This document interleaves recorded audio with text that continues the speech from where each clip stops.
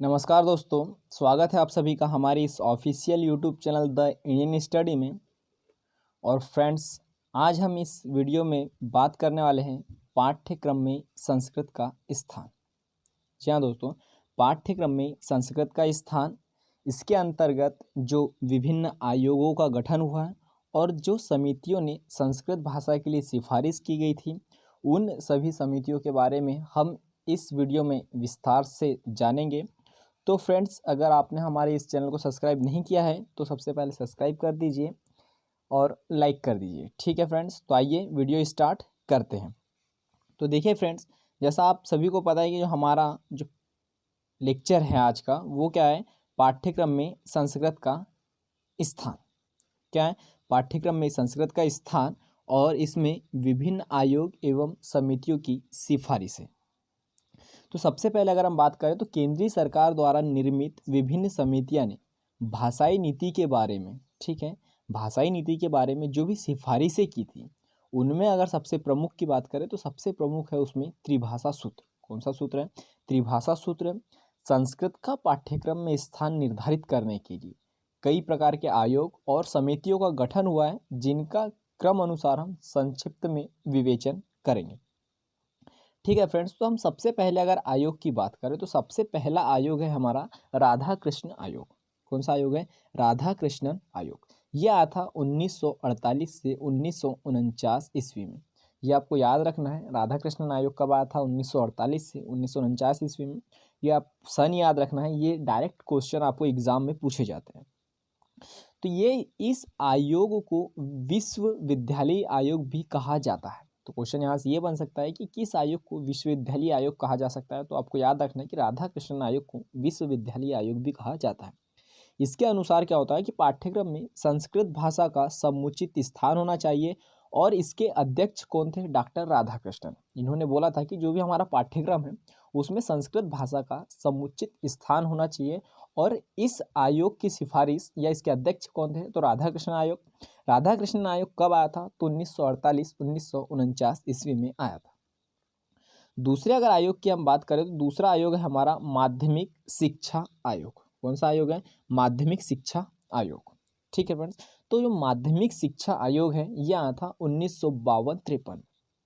माध्यमिक शिक्षा आयोग कब आया था? 1952-53 ईस्वी में। इस आयोग को ही हम मुदालियर आयोग भी कहते हैं। तो ये याद रखना है कि माध्यमिक शिक्षा आयोग को ही हम कौन सा आयोग कहते हैं? मुदालियर आयोग भी कहते हैं। इसके अनुसार विद्यालय पाठ्यक्रम में संस्कृत भाषा को जोड़ी जानी चाहिए। सबसे पहला आयोग हमने देखा था राधाकृष्ण आयोग, जो 1948-1950 में आया था और उसके अध्यक्ष कौन थे? डॉक्टर राधाकृष्णन। और उन्होंने बोला था कि संस्कृत भाषा का एक महत्वपूर्ण स्थान होना चाहिए और यहाँ पर बोला गया है कि संस्कृत भाषा को जोड़ी जानी चाहिए। और इसके अध्यक्ष कौन थे? और इसी आयोग को कौन सा आयोग कहते हैं? मुदालियर आयोग भी कहा जाता है। ठीक है फ्रेंड्स, तो हम तीसरे की अगर बात करें, तीसरी समिति की, तो तीसरी समिति है हमारी संस्कृत आयोग। तीसरी समिति कौन सी हो जाएगी हमारी? संस्कृत आयोग। संस्कृत आयोग की बात करें तो यह आया था 1956-57। संस्कृत आयोग जो था, इन्होंने संस्कृत भाषा के प्रसार, संरक्षण एवं संवर्धन के लिए सुझाव दिए थे। संस्कृत आयोग ने संस्कृत के क्या प्रसार के लिए, संरक्षण एवं संवर्धन के लिए सुझाव दिए थे। किसमें? संस्कृत आयोग में। और आया कब था? 1956 से 1957। ठीक है फ्रेंड्स। अगला जो चौथा आयोग है वो है शिक्षा आयोग। और ये शिक्षा आयोग जो है, इसी को हम कोठारी आयोग के नाम से भी जाना जाता है। ठीक है। और शिक्षा आयोग की बात करें तो यह आया था 1964-1966 के मध्य। 1964 से 1966 के मध्य कौन सा आयोग आया था? शिक्षा आयोग। और इसी शिक्षा आयोग को हम कोठारी आयोग के नाम से भी जाना जाता है। DS कोठारी की इस अध्यक्षता में इस आयोग की सिफारिश की गई थी। ठीक है, तो ये याद रखना है आपको कि जो कोठारी आयोग है वो शिक्षा आयोग के नाम से ही जाना जाता है और DS कोठारी की अध्यक्षता में ही इस आयोग ने सिफारिश की थी। और सिफारिश क्या की थी? संस्कृत शिक्षण के महत्व को देखते हुए राष्ट्रीय शिक्षा प्रणाली में संस्कृत का विशिष्ट स्थान होना चाहिए। जो राधाकृष्णन आयोग ने कहा था वही बात इन्होंने भी की है कि एक विशिष्ट स्थान होना चाहिए संस्कृत भाषा का। ठीक है, बस आप में यहाँ याद रखना है कि शिक्षा आयोग को ही कौन सा आयोग कहते हैं? कोठारी आयोग। और कब आया था? 1966। ठीक है फ्रेंड, बढ़ते हैं अगली समिति। जो अगली समिति है वह है 5वें नंबर की राष्ट्रीय शिक्षा नीति में संस्कृत का स्थान। राष्ट्रीय शिक्षा नीति में संस्कृत का स्थान 1968 एवं 1986 में नवीन शिक्षा नीति के तहत, इसमें कुछ पॉइंट है, ये आपको नोट करना है और याद रखना है। सबसे जो पहला पॉइंट और इम्पोर्टेंट पॉइंट है ये कि विश्वविद्यालय स्तर पर संस्कृत का अध्ययन एवं अनुसंधान कार्य होना चाहिए। ये किसने बोला था? राष्ट्रीय शिक्षा नीति में कहा गया था। जो नवीन शिक्षा नीति आई थी 1968 से 1986 के बीच में, उसमें ये कहा गया था कि विश्वविद्यालय स्तर पर संस्कृत का अध्ययन एवं अनुसंधान कार्य होना चाहिए। दूसरा पॉइंट था इसका, संस्कृत ग्रंथों का अन्य भाषाओं में अनुवाद किया जाए। जो भी संस्कृत ग्रंथ थे हमारे, उनका अन्य भाषाओं में अनुवाद किया जाए, ताकि जो संस्कृत में सक्षम नहीं है उन्हें वो भाषा, जो अपनी भाषा है, उसके अनुसार समझ में आ जाए। तीसरा पॉइंट था कि भारत में संस्कृत, पाली, प्राकृत एवं अन्य शास्त्रीय भाषाओं में संबंध स्थापित किया जाए। ठीक है, जो तीसरा पॉइंट है कि भारत में संस्कृत, पाली, प्राकृत एवं अन्य शास्त्रीय भाषाओं में संबंध स्थापित किया जाए। चौथा पॉइंट था इसका कि 14 अक्टूबर 1968 ईस्वी में, ये डेट आपको याद रखनी है, नोट कर लीजिए हो सके तो। 14 अक्टूबर 1978 ईस्वी में राष्ट्रीय संस्कृत शिक्षा सम्मेलन के उद्घाटन भाषण में उपराष्ट्रपति श्री B.D. जत्ती ने संस्कृत के महत्व के विषय में कहा है कि संस्कृत भाषा में पुरातन विचारों का, ठीक है, ये किसने कहा था? तो श्री B.D. जत्ती ने संस्कृत के महत्व में कहा था कि संस्कृत भाषा में पुरातन विचारों की संवाहिका तथा शैक्षिक सांस्कृतिक परंपराओं की संरचना है। ठीक है, ये परिभाषा आपको सीधा आ जाएगी एग्जाम में और पूछा जाएगा कि ये किसने कहा था कि संस्कृत भाषा में पुरातन विचारों की संवाहिका तथा शैक्षिक सांस्कृतिक परंपराओं की संरक्षिका है। तो ये किसने कहा था? श्री B.D. जत्ती ने। ठीक है फ्रेंड्स, आगे हम बढ़ते हैं तो त्रिभाषा सूत्र में संस्कृत का स्थान, ये बहुत ही महत्वपूर्ण है। यहाँ से देखिए, त्रिभाषा सूत्र में अगर संस्कृत के स्थान की बात करें तो त्रिभाषा सूत्र के अंतर्गत विद्यालय में 3 भाषाओं की पढ़ाई अनिवार्य होनी चाहिए। ठीक है, यहाँ से क्वेश्चन आपको डायरेक्ट बनेगा कि त्रिभाषा सूत्र में विद्यालय में कितनी भाषाओं में पढ़ाई अनिवार्य होनी चाहिए, तो आप क्या बताओगे? 3 भाषाओं में। प्रथम भाषा क्या होगी? मातृभाषा एवं क्षेत्रीय भाषा होनी चाहिए। द्वितीय भाषा हिंदी भाषा होनी चाहिए और तृतीय भाषा होना चाहिए अंग्रेजी। संस्कृत भाषा, हिंदी भाषा भाषाई क्षेत्र के लिए, अर्थात जहाँ मातृभाषा हिंदी हो उसके लिए।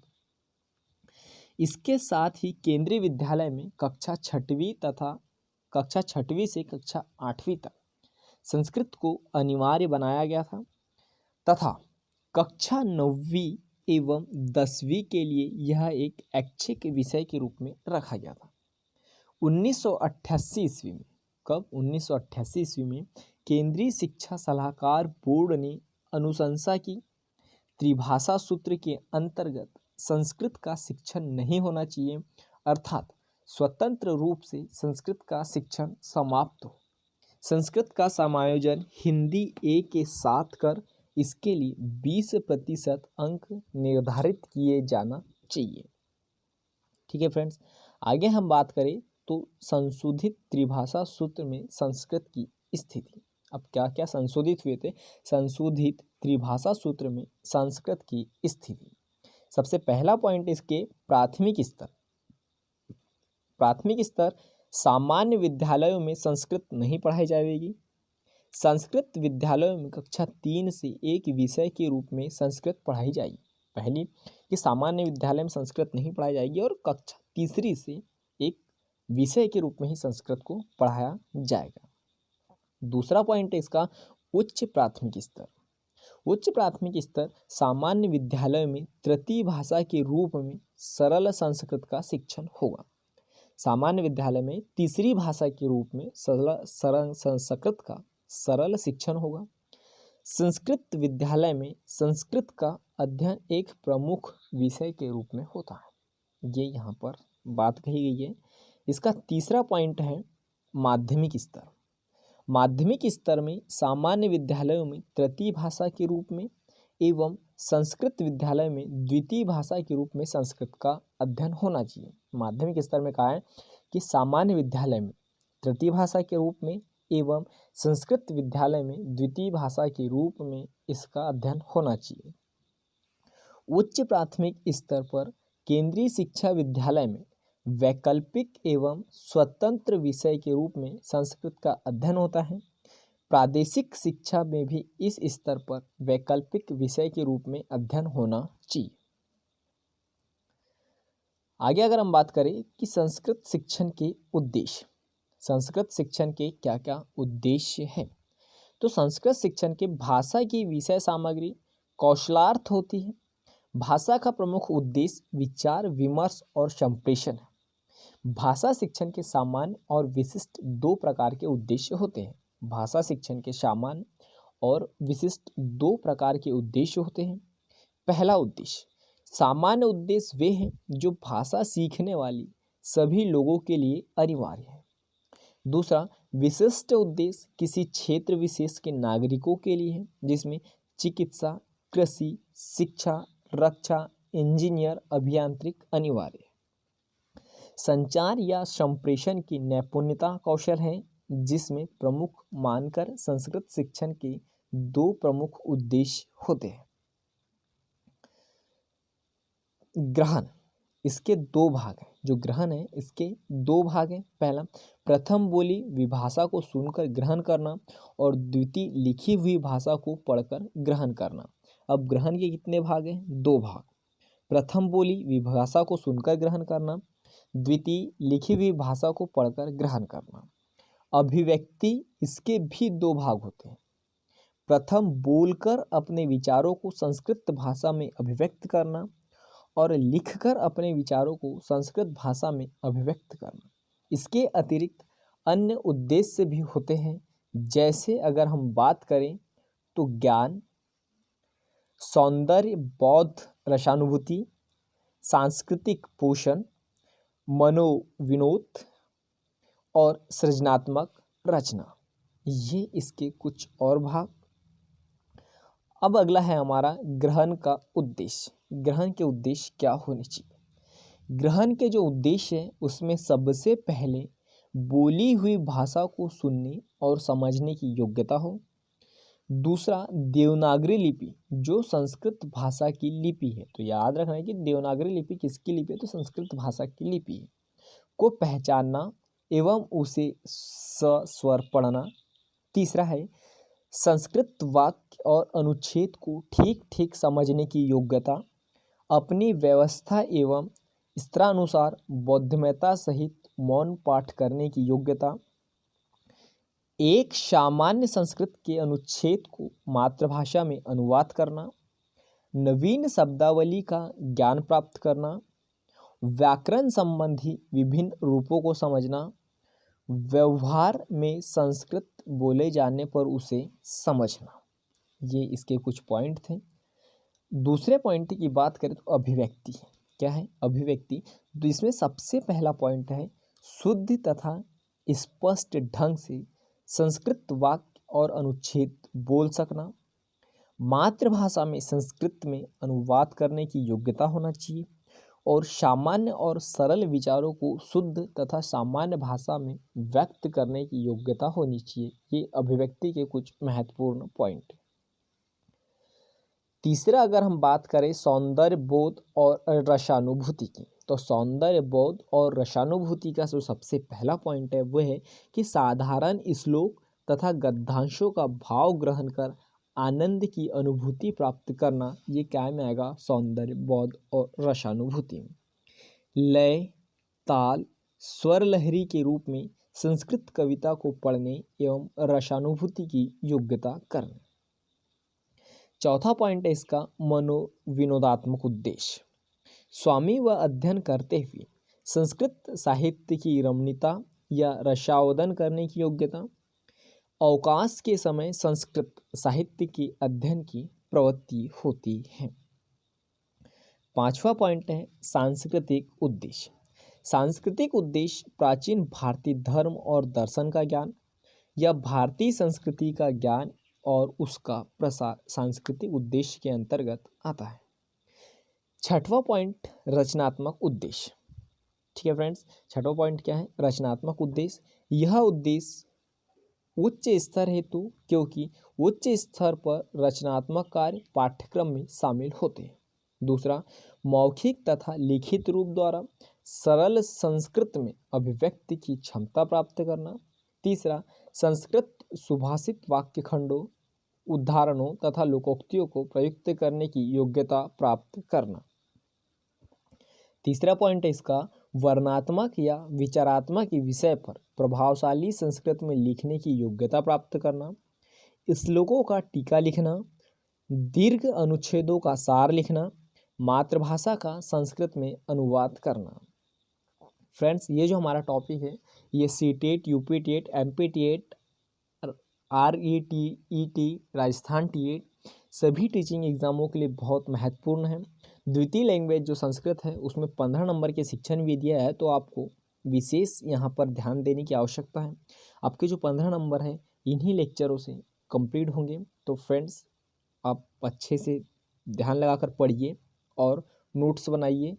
कुछ चीज़ें, सन, कौन सा आयोग कब आया था, इसके अध्यक्ष कौन थे, उन सारी चीज़ों को लिखिए और फिर रिवीजन के थ्रू आप एक बार फिर से वीडियो देखिए। तो सातवां जो पॉइंट है इसका, ज्ञानात्मक उद्देश्य।